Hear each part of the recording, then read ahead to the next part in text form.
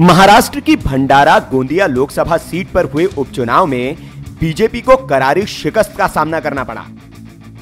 यहां से राष्ट्रवादी कांग्रेस पार्टी के उम्मीदवार मधुकर कुकड़े ने जीत हासिल की है। उन्होंने बीजेपी के प्रत्याशी हेमंत पटले को मात दी। आपको बता दें कि भंडारा गोंदिया सीट नाना पटोले के बीजेपी छोड़कर कांग्रेस में जाने के बाद खाली हुई थी।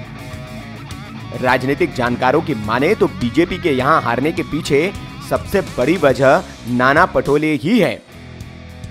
दरअसल भंडारा गोंदिया सीट से 2014 लोकसभा चुनाव में नाना पटोले बीजेपी के टिकट पर चुनाव जीतकर संसद पहुंचे थे, लेकिन मोदी से नाराजगी की वजह से नाना पटोले ने बीजेपी से इस्तीफा दे दिया था और अब वो कांग्रेस में शामिल है।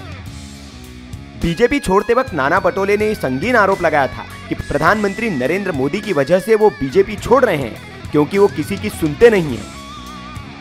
उन्होंने प्रेस कॉन्फ्रेंस में इस बात का जिक्र किया था कि जब प्रधानमंत्री मोदी के साथ बैठक में उन्होंने ओबीसी से जुड़ी समस्याओं को उठाया और अलग मंत्रालय की मांग की तो मोदी उन पर चिल्ला उठे थे और उन्होंने इसकी जरूरत पर ही सवाल उठा दिए थे।